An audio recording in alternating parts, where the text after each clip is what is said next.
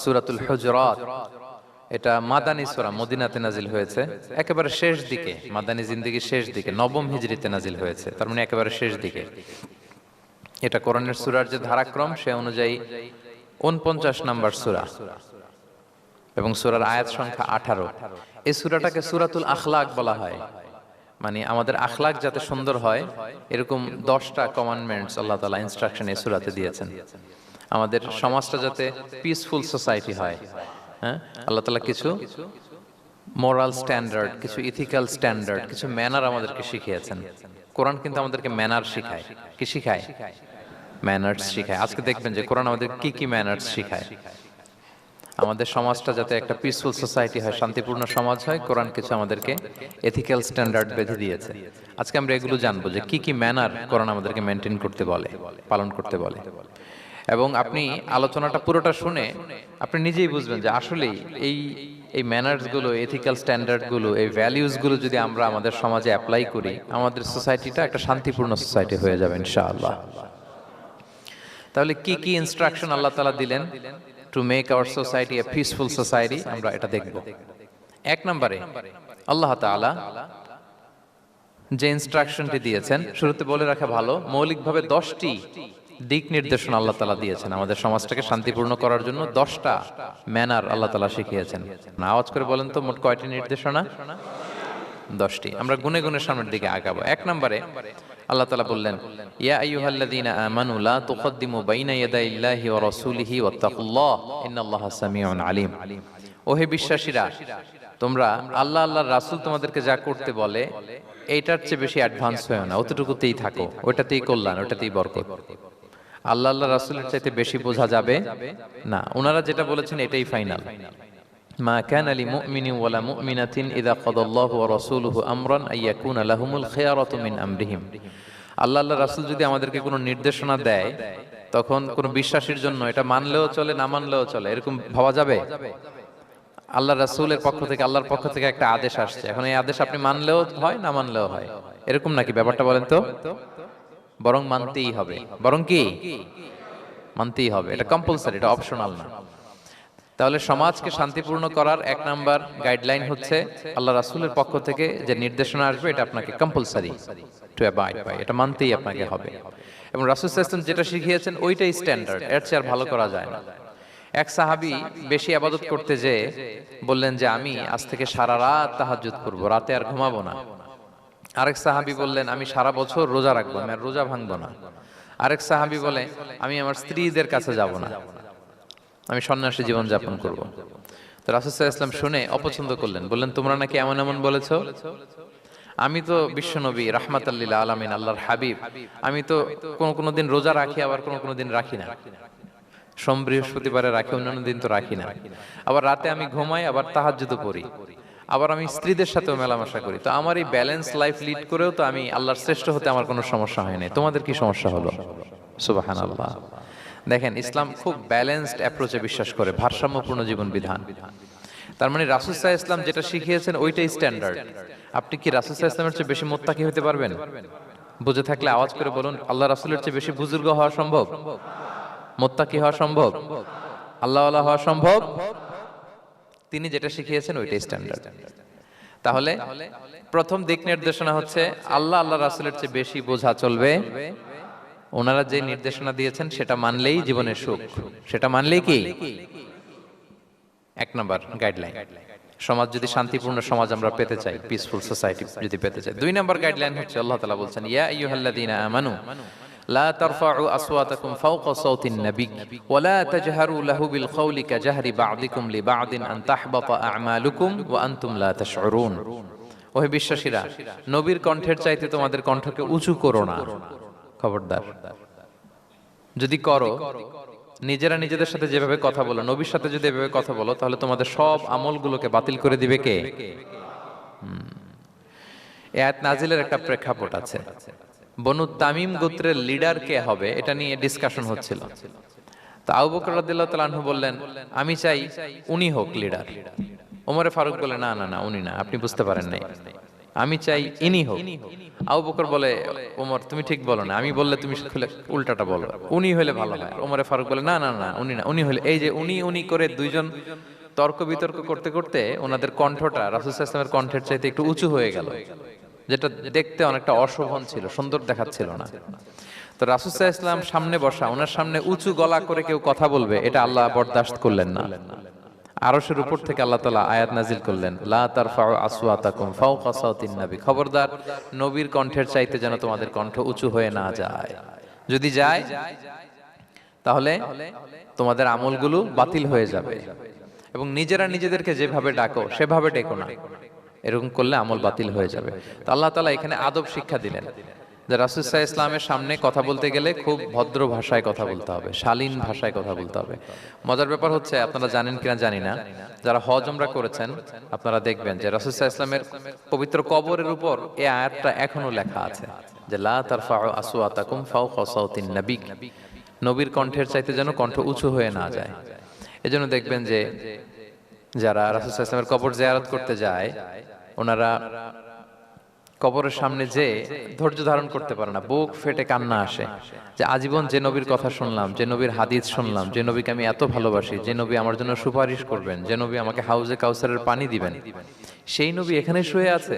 এটা ভাবতেই মুমিন হৃদয়ে বাঁধ ভাঙা কান্নার জোয়ার আসে, হাউমাউ করে কাঁদতে ইচ্ছে করে, কিন্তু ওখানে আওয়াজ করা যায় না, কারণ ওখানে লেখা লা তারফাউ আসওয়াতাকুম ফাওকা সাওতিন নবী, নবীর দরবারে বড় গলায় আওয়াজ করে কোনো শব্দ উচ্চারণ করা যাবে না। খুব ভদ্র বিনম্র চিত্তে রাসূল সাল্লাল্লাহু আলাইহি ওয়াসাল্লামের রওজার সামনে দাঁড়িয়ে আমরা সালাম পাঠ করি। তো এই নিয়মটা শুধু যে রাসূল সাল্লাল্লাহু আলাইহি ওয়াসাল্লামের জন্যই খাস তা নয়, আমাদের আব্বা আম্মা, আমাদের শিক্ষক, মুরব্বী, আধ্যাত্মিক নেতা, ধর্মীয় গুরু, ইসলামী আন্দোলনের বড় লিডার, এরকম যে কারো সামনে বড় গলায় উঁচু গলায় আওয়াজ করে কথা বলা যাবে না, বরং সেখানে ভদ্রতা, এটিকেটস, নম্রতা, এটা বজায় রাখতে হবে। এটা বুঝতে পেরেছেন? হ্যাঁ। পাশাপাশি রাসূল সাল্লাল্লাহু আলাইহি ওয়াসাল্লাম একবার দুপুরবেলায় ওনার ঘরে শুয়েছিলেন। সূরার নাম হচ্ছে সূরাতুল হুজুরাত, মনে আছে তো আপনাদের? সূরার নাম কি? হ্যাঁ, হুজুরাত মানে হচ্ছে কম্পার্টমেন্ট বা অ্যাপার্টমেন্ট, যেখানে মানুষ থাকে আর কি। রাসূল সাল্লাল্লাহু আলাইহি ওয়াসাল্লাম এরকম 9টা হুজরাখানা ছিল। আপনার বাংলাদেশে ইমাম সাহেবের হুজরাখানা এই শব্দটার সাথে পরিচিত না সবাই? এই হুজরাখানা থেকে আল হুজরাত, রাসূল সাল্লাল্লাহু আলাইহি ওয়াসাল্লামের 9 জন স্ত্রী এই 9টা হুজরাতে থাকতেন, এবং এগুলো মসজিদে নববীর সাথে অ্যাটাচ করা ছিল।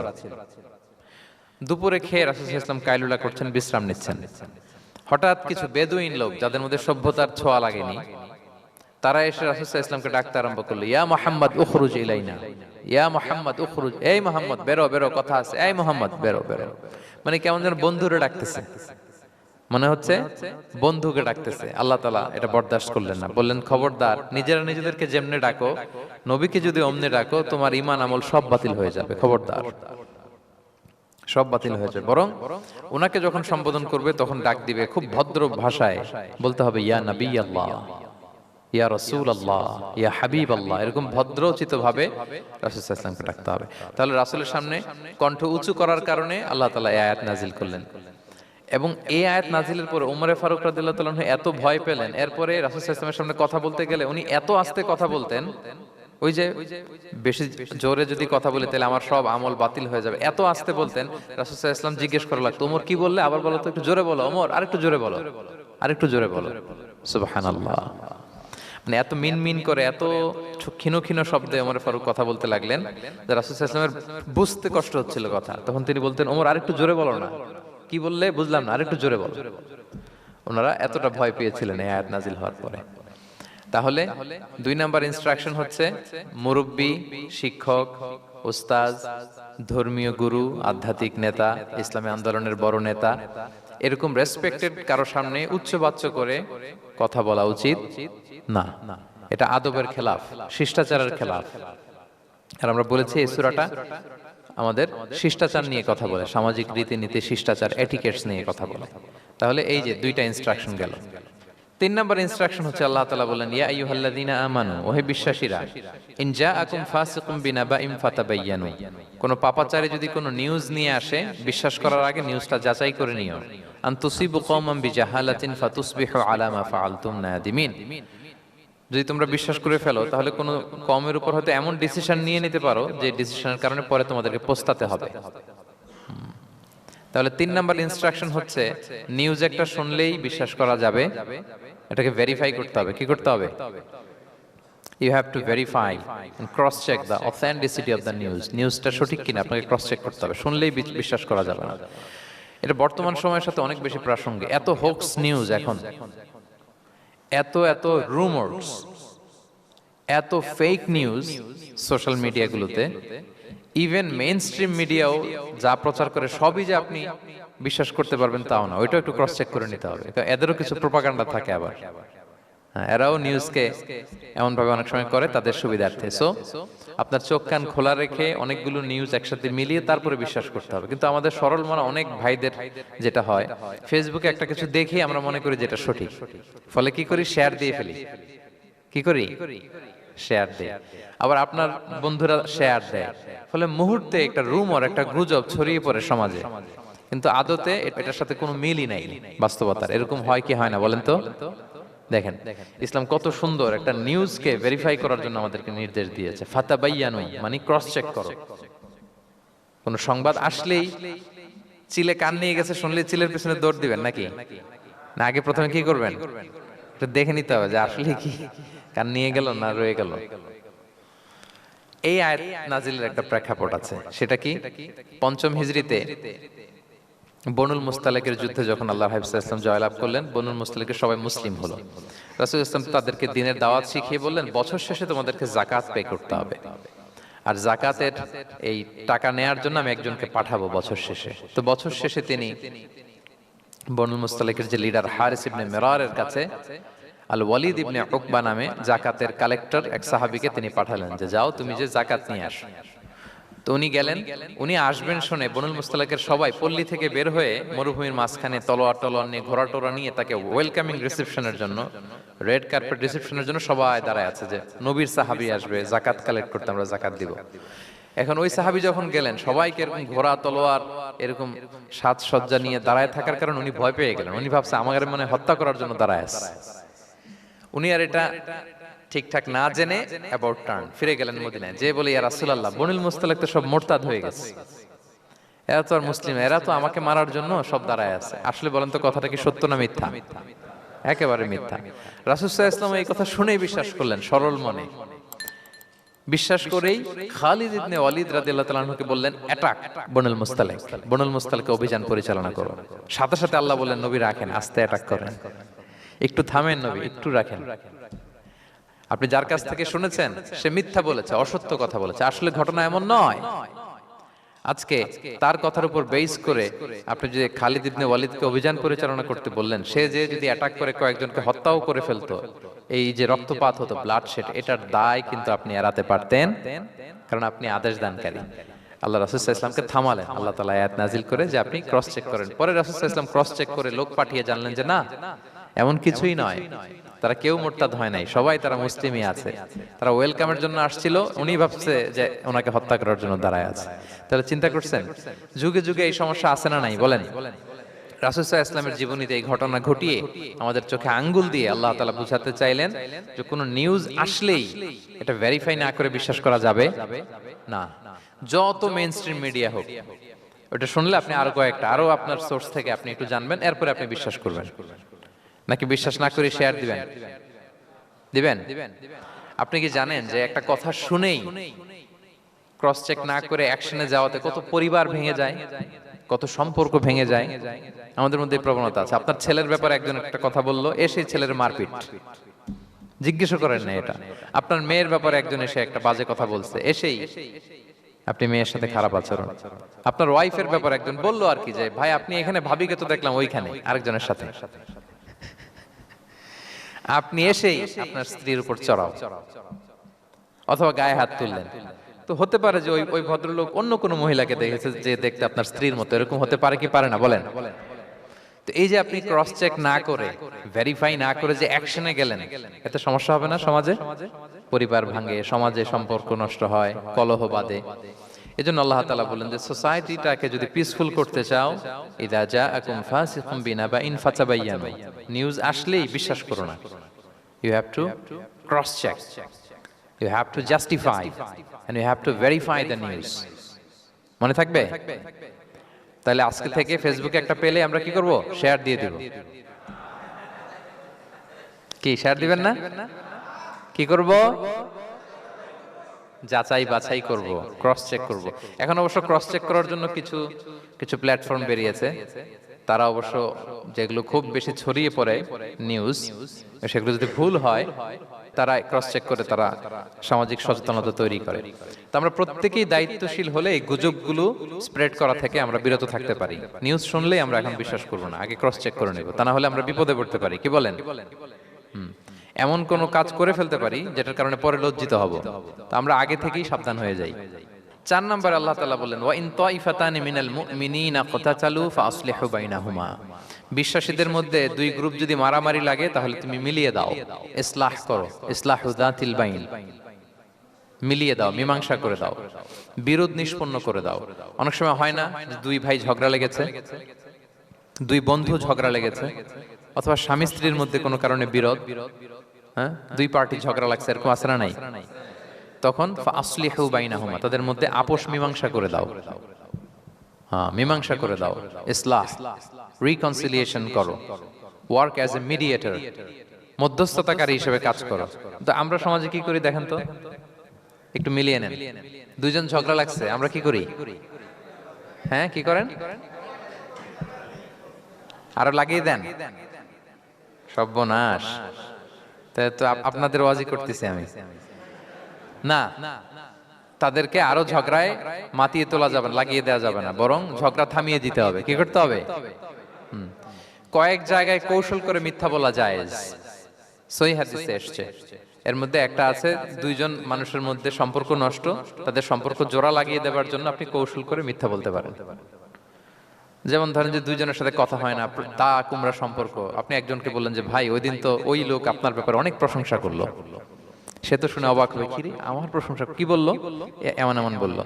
তো এটা শুনে ওই লোকের ব্যাপারে তার মনটা একটু নরম হবে। আবার তাকে বললেন যে উনি তো আপনার ব্যাপারে এরকম একটা পজিটিভ কমেন্ট করলো, সেও অবাক হবে, তাই নাকি, তার সাথে আমি এত ভুল বোঝাবুঝি, আসলে লোকটা তো তাইলে ভালো। এই যে দুইজনকে আপনি এমন কিছু কথা কৌশল করে বললেন, ফলে তাদের মধ্যে একটা হৃদ্যতা তৈরি হবে। হঠাৎ দেখবেন যে একজন আরেকজনকে দেখে সালাম দিয়ে কথা বলে কোলাকুলি করে সেই আগের যেই শত্রুতা সব নিমেষে শেষ হয়ে গেছে। ঠিক কিনা বলেন? হ্যাঁ, এই যে মধ্যস্থতাকারী আপনি হলেন, এজন্য আল্লাহ তাআলা আপনাকে সওয়াব দিবেন। তাহলে বিবাদমান দুই গ্রুপ দেখলে আমরা আজ থেকে আরো ঝগড়া লাগিয়ে দিব না মিলিয়ে দিব? রাসূল সাল্লাল্লাহু আলাইহি ওয়াসাল্লাম বলেন, আলা উখবিরুকুম বিআফদালা দারাজাতিন মিন সাদাকাতি ওয়াস সিয়ামি ওয়াস সালাহ। নামাজ, রোজা, সাদাকা, এর চেয়ে একটা বড় মর্তবার ভালো কাজ আছে, সেটা কি আমি তোমাদের বলবো না? সাহাবারা বলল, বলেন। আল্লাহ রাসূল সাল্লাল্লাহু আলাইহি ওয়াসাল্লাম বলেন, সেটা হচ্ছে ইসলাহু যাতিল বাইন, দুই পক্ষকে মিলিয়ে দেয়া, বিবাদমান দুই গোষ্ঠীকে কি করা? মিলিয়ে দেয়া। এটা নামাজ, রোজা, সাদাকা, এর চেয়েও বেশি সওয়াবের কাজ। দেখেন, আমরা ইসলামটা বোঝার ক্ষেত্রে আমাদের কত ল্যাকিংস। আমরা মনে করি শুধু লম্বা দাড়ি রাখলাম, তাসবিহ একটা নিলাম, আর জিকির করতেছি দিন রাত এক করে, এরপরে নামাজ পড়তে পড়তে কপালে দাগ ফেলে, এই বোধহয় ভালো কাজ, এই সব ভালো আমি করে ফেললাম। কিন্তু দেখেন রাসূল ইসলাম বলেছে না, সমাজে বিবাদমান দুইটা গ্রুপকে যদি মিলিয়ে দাও, এটা নামাজ, রোজা, সাদাকার চেয়ে বেশি সওয়াব তুমি পাবে। তাহলে এখন থেকে যদি আমরা বিবাদ দেখি কি করব? মিলিয়ে দিব। কখনো আমরা ঝগড়া আরো বাড়িয়ে দিব না। আগুন যদি লাগে সেখানে পানি ঢালবো নাকি তেল ঢালবেন? কি ঢালবেন? অনেকে কি ঢালে? আরো দাউ দাউ করে জ্বালাতে চায়। না না, এটা করা যাবে না, বরং আমরা মিলিয়ে দিব ইনশাআল্লাহ। বলেন সবাই। আল্লাহর হাবিব সাল্লাল্লাহু আলাইহি ওয়াসাল্লাম তিনি এই কাজটা করতেন। মক্কা থেকে মদিনায় গেলেন, মদিনায় আউস খাজরাজ দুইটা গোত্র, বছরের পর বছর যুদ্ধ, উনি যেই মিলিয়ে দিলেন। রাসূল সাল্লাল্লাহু আলাইহি ওয়াসাল্লাম এই যে সংলাপ, তারপর রিকনসিলিয়েশন, মিডিয়েশন, মধ্যস্থতা, এগুলোতে এক্সপার্ট ছিলেন। যেই যে যুদ্ধ থামে না, এই যুদ্ধ মিলিয়ে দিলেন। কত প্রাণ গেল এই যুদ্ধে, কিন্তু রাসূল সাল্লাল্লাহু আলাইহি ওয়াসাল্লাম যেই আউস খাজরাজ এখন ভাই ভাই হয়ে গেছে, ভাই ভাই করে দিলেন, ভ্রাতৃত্বের বন্ধনে ওনাদেরকে আবদ্ধ করে দিলেন আল্লাহর হাবিব সাল্লাল্লাহু আলাইহি ওয়াসাল্লাম। এবং সহিহ বুখারীতে একটা বাব আছে, বাবের শিরোনাম হচ্ছে বাবু কওলুল ইমামি, কওলিল ইমাম ইযহাবু বিনা নুসলিহ বাইনাকুম, মানে আমাকে নিয়ে চলো আমি মিলিয়ে দিব। এটা ছিল রাসূল সাল্লাল্লাহু আলাইহি ওয়াসাল্লামের বিখ্যাত বাণী। ঝগড়া একটা লাগছে, রাসূল সাল্লাল্লাহু আলাইহি ওয়াসাল্লাম বলতেন, আরে আমি আছি না, আমাকে নিয়ে যাও, আমি মিলিয়ে দেব। কোথাও কিছু হয়েছে, আমাকে নিয়ে যাও, আমি তো আছি, মিলাই দেবো। রাসূলুল্লাহ ইসলাম এসেছেনই মানুষকে মিলানোর জন্য, গড়ার জন্য এসেছেন, ভাঙার জন্য নয়। তাহলে 4 নাম্বার যেটা আমরা জানলাম যে বিবাদমান দুই পক্ষকে আমরা কি করব, মনে থাকবে? এই যে আমি শুরুতে বলেছিলাম যে একটা শান্তিপূর্ণ সমাজ যদি আপনি গড়তে চান, তাহলে এই 10টা ইনস্ট্রাকশনের কোনো বিকল্প নাই। এখানে সোশ্যাল নর্মস, কিছু মোরালিটি, কিছু ভ্যালিউজ, বিশেষ করে ম্যানার্স আমাদেরকে শিখিয়েছেন আল্লাহ তাআলা। তাহলে 4টা জানলাম, কয়টা? 5 নাম্বার আল্লাহ বলেন, ইয়া আইয়ুহাল্লাযীনা আমানু লা ইয়াসখার কওমুন মিন কওম আসা আন ইয়াকুনু খায়রাম মিনহুম। ওহে বিশ্বাসীরা, তোমরা একে অপরকে তুচ্ছ তাচ্ছিল্য করো না, হাসি ঠাট্টা করো না, কাউকে সুখরিয়া মানে কাউকে তুচ্ছ করা, কাউকে নিয়ে ব্যঙ্গ করা, হাসি তামাশা করা, এটা করো না, এটা কবিরা গুনাহ। মানে এমন কোনো কথা বলো না যাতে তোমার ভাইয়ের মনে কষ্ট হয়, এরকম কিছু বলা যাবে না। আমরা অনেক সময় এটা করে ফেলি, এমন কথা বলি যেটাতে আরেক ভাই বা আরেক বোন কষ্ট পায়। আমরা খুব সিম্পলি বলি, কিন্তু এটা কবিরা গুনাহ। এটা কি? বিশেষ করে তার আকৃতি নিয়ে আপনি কিছু বলতে পারবেন না, এটা বড় কবিরা গুনাহ। এটাকে বডি শেমিং বলে। কি বলে? বডি শেমিং হারাম। কারণ বডি স্ট্রাকচার, এটাকে আমার ইচ্ছা মতো হয়েছে না আল্লাহ বানাইছে? আচ্ছা, আপনি যে এত সুন্দর ফর্সা, কে বানালো? হ্যাঁ, আবার আরেকজন যে একটু শ্যামবর্ণের, তাকে কে বানালো? আপনি লম্বা, কে বানালো? কেউ খর্বাকৃতির, খাটো, তাকে কে বানালো? তাহলে আপনি আকৃতি নিয়ে তাকে যদি ঠাট্টা করেন, আসলে কি ঠাট্টা কি তাকে করা হলো নাকি আল্লাহকে? কারণ আসল ডিজাইনারটা কে? হুয়াল্লাযী ইউসাউবিরুকুম ফিল আরহামি কাইফা ইয়াশা। আল্লাহ তাআলা তোমাদেরকে যেমন চেয়েছেন ঠিক তেমন মাতৃগর্ভে তোমাদেরকে ডিজাইন করেছেন, তোমাদের আকৃতি দিয়েছেন। এজন্য কারো আকৃতি নিয়ে অবজ্ঞা করা, তুচ্ছ করা, হেয় করা, এটা প্রকারান্তরে আল্লাহকে অবজ্ঞা করার সমান। দ্য ক্রিয়েটর, যিনি স্রষ্টা, তাকে আপনি অবজ্ঞা করেছেন, ঠিক কিনা বলেন? তাহলে এখন কারো আকৃতি নিয়ে কিছু বলবেন? আমরা বাংলাদেশে এরকম বলি না, বেশি মোটা হলে তাকে একটা নাম দিয়ে ফেলি। হ্যাঁ, কি বলি? কি বলেন? মোটু। তারপর কেউ চিকন হলে তাকে একটা নাম দিয়ে ফেলি, চিকন আলী। এরপর ধরেন যে কারো হয়তো নাক ছোট, চোখ ছোট, তাকে একটা চাকমা বলে আমাদের এলাকায়। হ্যাঁ, নাক ছোট, চাকমা। তো এটা হইলো? তো সে কি নিজে তার নাককে এরকম বানাইছে? এরকম নানা ধরনের আকৃতির অনেক কিছু হতে পারে। এই যে বডি শেমিং, এটা হারাম। এটা কি? এবং জরিপে এসেছে অনেক বাচ্চারা স্কুলে যেতে চায় না তার দেহের বিভিন্ন আকৃতি নিয়ে, তার বন্ধুরা তাকে টিস করার কারণে। খুব মোটা সে, তাকে নিয়ে তার ফ্রেন্ডরা এমন কথা বলে, সে আর স্কুলে যাওয়ার প্রতি আগ্রহ ফিরে পায় না। এটা কত বড় সামাজিক সমস্যা আপনি খেয়াল করেছেন? হ্যাঁ, কখনো কারো আকৃতি নিয়ে কোনো কমেন্টস করা যাবে? কারণ আকৃতিটা দিয়েছে কে? খবরদার, এটা বড় কবিরা গুনাহ। আব্দুল্লাহ ইবনে মাসউদ রাদিয়াল্লাহু তাআলা আনহু, এই সাহাবী, ওনার পা দুটো ছিল চিকন, চিকন পা। উনি একবার আরাক গাছের চূড়ায় উঠেছেন, মেসওয়াকের ডাল ভেঙে মেসওয়াক করবেন। বাতাসের ঝাপটা ওনার লুঙ্গিটা একটু সরে গিয়েছে, পা দুইটা দেখা গিয়েছে। তো এত চিকন পা দেখে সাহাবারা সবাই হাসতেছে নিচে। রাসূলুল্লাহ সাল্লাল্লাহু আলাইহি ওয়াসাল্লাম বললেন, ব্যাপার কি, তোমরা হাসো কেন? বলে যে ইবনে মাসউদের পা গুলো দেখে দেখেনি রাসূল কত চিকন পা, হাসতেছে। রাসূলুল্লাহ সাল্লাল্লাহু আলাইহি ওয়াসাল্লাম রাগান্বিত হলেন, বললেন, ওই সত্তার শপথ যার হাতে আমার আত্মা, ওই আল্লাহর কসম করে আমি বলি, লাহুমা আসকালু ফিল মিজান মিন উহুদ, এই পা দুটো মিজানের পাল্লায় রাখা হলে কিয়ামতের দিন উহুদ পাহাড়ের চেয়ে বেশি ভারী হয়ে যাবে। তার মানে এত সম্মান ইবনে মাসউদের, সম্মান আল্লাহর কাছে কল্পনা করেন, উহুদ পাহাড়ের চেয়ে বেশি ভারী হয়ে যাবে। কিন্তু আমরা অনেক সময় এই মানুষের আকৃতি নিয়ে তুচ্ছ তাচ্ছিল্য করি। রাসূল সাল্লাল্লাহু আলাইহি ওয়াসাল্লামের একজন স্ত্রী ছিল, নাম সফিয়া। কি নাম? সফিয়া বিনতে হুয়াই ইবনে আল আখতাব। উনি আকৃতিতে কিছুটা খাটো ছিলেন এবং একটু স্থূলাকৃতির ছিলেন। তো এটাকে একটু ইঙ্গিত করে আম্মাজান আয়েশা রাদিয়াল্লাহু তাআলা আনহা একবার একটা শব্দ ব্যবহার করেছেন, মানে শব্দ দিয়ে কৌশলে বুঝিয়েছেন, তানি কসিরা, মানে আপনার সেই খাটো স্ত্রী সফিয়া। নারীদের মধ্যে এটা থাকে স্বাভাবিক, মানবীয় কারণে।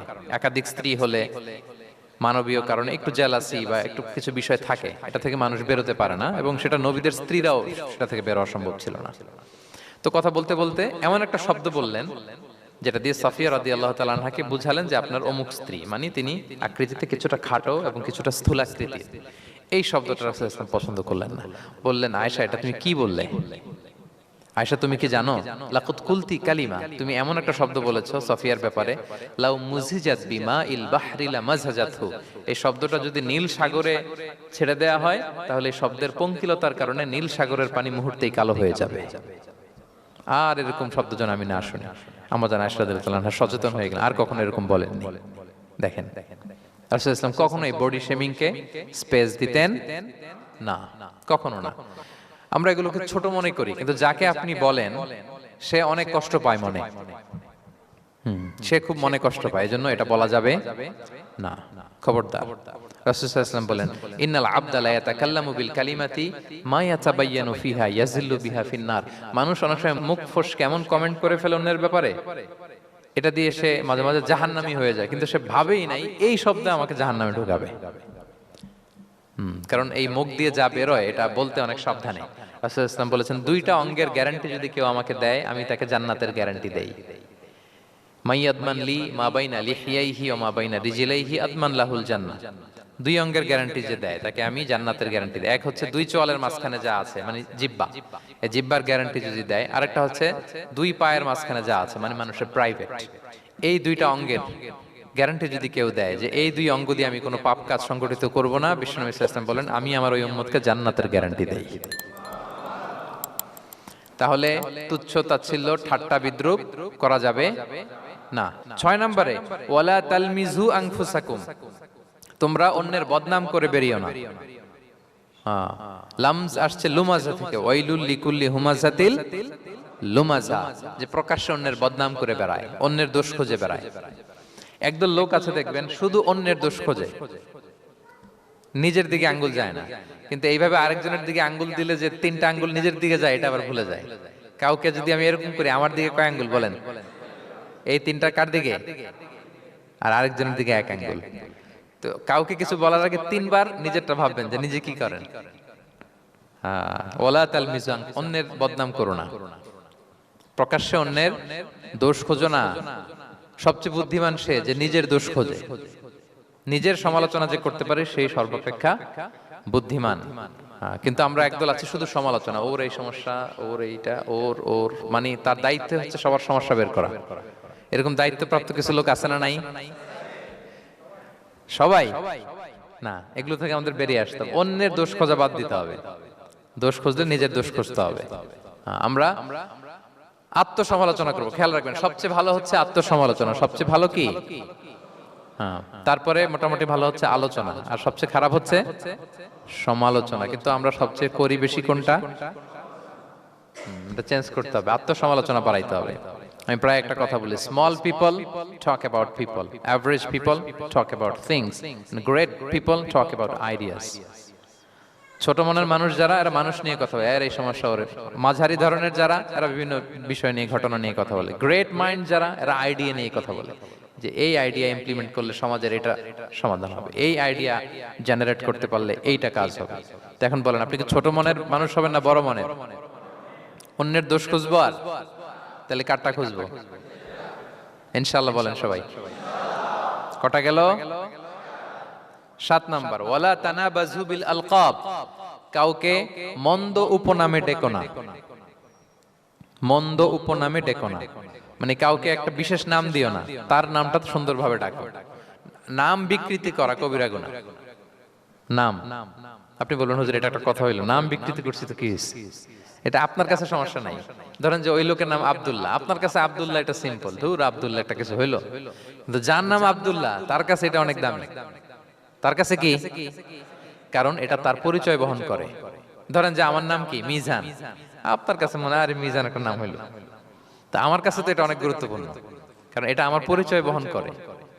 এই নামে মানুষ আমাকে ডাকে, ফলে এটা আমার খুব আদরের, আমার কাছে বড্ড যত্নে দরদের নামটা। আপনার কাছে নাও হইতে পারে। মানুষ প্রত্যেকে তার নিজের নামকে খুব পছন্দ করে। দেখবেন যে মানুষ কাগজ পেলে নিজের নামটা লেখে, সিগনেচার দেয় একটা, দেখবেন দেয়। এরপর দেখবেন যে সি বিচে ঘুরতে গেলে বালুর মধ্যে নিজের নামটা লিখে, দেখবেন লিখে। শুধু তাই না, লিখে আবার একটা লাভ আঁকে, লাভ চারদিকে আঁকে। কেন আঁকে? কারণ এই নামটা সে পছন্দ করে অনেক, এটা তার কাছে গুরুত্বপূর্ণ, আপনার কাছে নাও হতে পারে।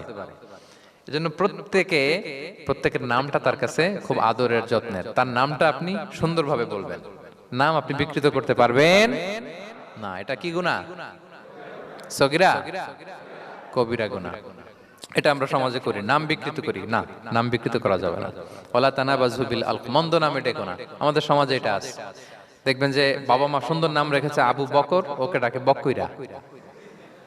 আছে না এরকম? তারপর নাম রেখেছে ধরেন আব্দুল কুদ্দুস, ওকে ডাকে। নাম রেখেছে আব্দুল ওয়াক্কাস, ওকে ডাকে। এই বিকৃতি আপনি করতে পারবেন?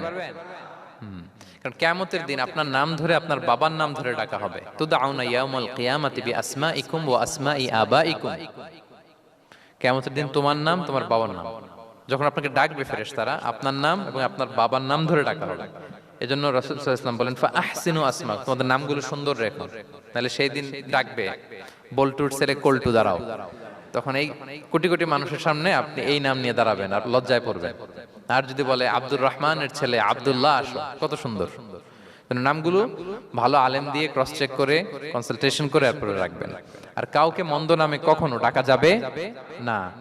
তার বংশের কোনো খারাপ কিছু দিয়ে তাকে ডাকা যাবে না। ধরেন একজনের বাবা ছিল চোর, কিন্তু তার সন্তান সে সৎ মানুষ হইতে পারে না। এখন বাবার কথা কি আপনি চোরের পোলা বলে ডাকতে পারবেন? আপনি ডাকবেন না, বলতে পারবেন না, কারণ সে তো ভালো। তাহলে নাম বিকৃত করা, মন্দ উপনামে ডাকা, এটা কবিরা গুনাহ। এটা আমরা কখনো করব? মনে থাকবে প্রিয় ভাইরা? আচ্ছা, 8 নম্বরে আল্লাহ তাআলা বলছেন, ইয়া আইয়ুহাল্লাযীনা আমানু জিতানিবু কাসীরাম মিনায-যন, ওহে বিশ্বাসীরা তোমরা ধারণা থেকে বেঁচে থাকো। ইন্না বা'দা-যন্নি ইসমুন, কিছু কিছু ধারণা আছে এটা পাপ। ধারণা, অ্যাজাম্পশন করে কথা বলা নিষেধ। ধারণার উপর বেস করে কথা বলা যাবে। অনেকে ধারণার উপর কথা বলে। বেশিরভাগ ধারণাই মিথ্যা হয়। ধারণার বেশিরভাগ কি হয়? সো আপনি ধারণা, বেসড অন ধারণা আপনি কোনো কথা বলতে পারবেন, মানে যেটাকে আমরা বাংলায় বলি আন্দাজে কথা বলা। বাংলা আমরা কি বলি? আন্দাজে আপনি কিছু বলতে পারবেন না, আপনাকে নিশ্চিত হইতে হবে। আমরা খালি চোখে যা দেখি, বাস্তবে ওই ঘটনা নাও হতে পারে এরকম। হোয়াট এভার উই সি, এটা রিয়েল সিনারি নাও হতে পারে, কিন্তু ভেতরে হয়তো এমন কিছু একটা আছে যেটা আমরা জানি না। এজন্য ধারণা করে কথা বলা নিষেধ ইসলামে। ওয়া ইন্না যান্না লা ইউগনি মিনাল হাক্কি শাইআ, আল্লাহ বলেন ধারণা কখনো সত্যের বিকল্প হতে পারে না। আপনাকে সত্যটা জেনে বলতে হবে। আপনি ধারণার উপর কিছু বলতে, আমরা এরকম সমাজে অনেক করি, অনেক। আপনি পাবেন, দেখবেন যে ধরেন যে আপনাকে আপনার এক বন্ধু দেখলো, রিকশা দিয়ে যাচ্ছেন, আপনার পাশে এক নারী বসা, তো সে অনেক কিছু খারাপ ধারণা করতে পারে। এরকম হয় না সমাজে? এমন হতে পারে যে আপনি আপনার ছোট বোনকে নিয়ে বেরিয়েছেন, হতে পারে না? কিন্তু আপনি তো একটা ধারণা করে ফেললেন অন্য কিছু। বা আপনার ভাগ্নিকে নিয়ে বের হয়েছেন, আপনার খালাকে, আপন খালাকে নিয়ে বেরিয়েছেন কোনো কাজে, ডাক্তারের কাছে, কিছু একটা হতে পারে। কিন্তু তাকে দেখেই আমি এদিক সেদিক বলতে আরম্ভ করলাম যে ওকে তো দেখছি এরকম এরকম এরকম। আছে না নাই? আমাদের সমাজে আমি দেখেছি যে কারো যদি ঠোঁট কালো হয় তো মানুষ ধারণা করে নেয় লোকটা মনে হয় সিগারেট খায়। কিন্তু সিগারেট সেবন করা ছাড়াও কারো ঠোঁট কালো হতে পারে কি পারে না বলেন? এই যে এগুলো সমাজে প্রচলিত। বিয়ে করার পর পর ইমিডিয়েট যদি কেউ একটা গাড়ি কিনে বা হুন্ডা কিনে, এটা কি বলে বলেন তো? এই বোধহয় শ্বশুর বাড়ি থেকে যৌতুক নিয়ে আসছে। দেখছেন, এরকম ভুরি ভুরি আপনি সমাজে পাবেন যে আন্দাজে, ধারণার উপরে আমরা অনেক কথা বলে ফেলি, কিন্তু নিশ্চিত না হয়ে আপনি কোনো কমেন্টসে যেতে পারবেন না। এটা একেবারে নিষেধ। 9 নম্বরে আল্লাহ বলেন, ওয়ালা তাজাসসু, গোয়েন্দাগিরি করো না, স্পাইগিরি করো না, অন্যের ব্যক্তিগত বিষয় নিয়ে খোটাখুটি করো না। এরকম স্বভাব আমাদের অনেকের আছে না নাই? অনেকে দেখবেন যে অনেকের প্রাইভেট বিষয় নিয়ে খোঁচাখুচি করতে সে বড্ড মজা পায়। আছে এরকম? এটা হারাম। আওয়াজ করে বলুন, এটা কি? ওয়ালা তাজাসসু, গোয়েন্দাগিরি করো না। Everyone has personal space and no one should interfere someone's personal space. কেউ কারো পার্সোনাল স্পেসে ইন্টারফেয়ার করা যাবে না। প্রত্যেকের একটা প্রাইভেট এরিয়া আছে, প্রাইভেসি আছে। দেখেন ইসলাম প্রাইভেসিকে কত গুরুত্ব দেয়। প্রত্যেকের প্রাইভেসিকে ইসলাম কত গুরুত্ব দেয়। কারো প্রাইভেসির মধ্যে ইন্টারফেয়ার করা এটা ইসলাম পছন্দ করে না। এজন্য খবরদার, কারো ব্যক্তিগত কোনো ইস্যু নিয়ে আমরা নাক গলাতে পারবো না। কারো মোবাইল ধরে মোবাইলের গ্যালারি চেক করা, কারো ইনবক্স চেক করা, কাউকে না বলে কারো চিঠি পড়ে ফেলা, উকি মারা, আড়ি পাতা, এগুলো হারাম। এগুলো কি? এরকম সব আমাদের আছে না নাই? আড়ি পেতে শুনতে চাই, উকি মারি, তারপর সে কি করে দেখি তার প্রাইভেট মুহূর্তে, তারপর তার মোবাইল চেক করি, তার গ্যালারি চেক করি, তার ইনবক্স চেক করি। এই দায়িত্ব ইসলাম আমাদেরকে দেয়। এমনকি ইসলামী রাষ্ট্রও যদি হয়, ইসলামী রাষ্ট্রের জন্য এটা দায়িত্ব না যে প্রত্যেকে ব্যক্তিগত তার বেডরুমে তার প্রাইভেট লাইফে কি করে এটা দেখা, ইটস নট হিজ বিজনেস। ইসলামী রাষ্ট্র মানুষকে ন্যায়, কল্যাণের পথ, সুন্দর জীবন পরিচালনার জন্য উৎসাহিত করবে, কিন্তু প্রত্যেকে প্রাইভেট লাইফে কি করে ওইটা সিসি ক্যামেরা লাগিয়ে দেখা, এটা কারো দায়িত্বের মধ্যে পড়ে না। এটা একেবারে নিষেধ। এটাকে বলে তাজাসসুস, গোয়েন্দাগিরি করা। বরং ইসলাম কি উৎসাহিত করে জানেন? অন্যের দোষ দেখলে এটাকে গোপন রাখতে উৎসাহিত করে। গোপন রাখবেন। মান সাতারা আইবান সাতারাহুল্লাহু ইয়াউমাল কিয়ামা। কেউ যদি তার ভাইয়ের দোষ গোপন রাখে, কিয়ামতের দিন আল্লাহ তার দোষ গোপন রাখবে। ওমান কাশাফা আওরাতা আখি, বিষ্ণু বলেন, কিন্তু কেউ যদি তার ভাইয়ের কোনো গোপন জিনিস প্রকাশ করে দেয়, কাশাফাল্লাহু আওরাতাহু, আল্লাহ তার সব গোপন জিনিস প্রকাশ করে দিবে। বলেন, আমাদের প্রত্যেকেরই গোপন জিনিস আছে না নাই?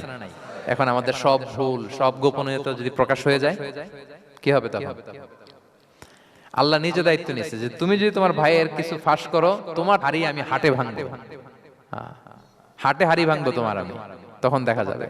আমাদের অনেকের এই মানসিকতা আছে, অন্যের প্রাইভেট বিষয় নিয়ে কখনো আপনি নাক গলাতে পারবেন না, কারো প্রাইভেসিতে আপনি ইন্টারফেয়ার করবেন না, কারো প্রাইভেট স্পেসে আপনি ইন্টারফেয়ার করবেন না। এটা খুব বাজে একটা স্বভাব, এটা ইসলাম হারাম করে দিয়েছে। আমাদের অনেকের মধ্যে আছে খুঁটে খুঁটে, ভাই এটা কি, ওইটা কি করছেন, সরকারি চাকরি না প্রাইভেট চাকরি, বেতন কত, বয়স কত, ওইটা কত, ওইটা কত, হাবি যাবি, এটা তার, ইটস নট হিজ বিজনেস।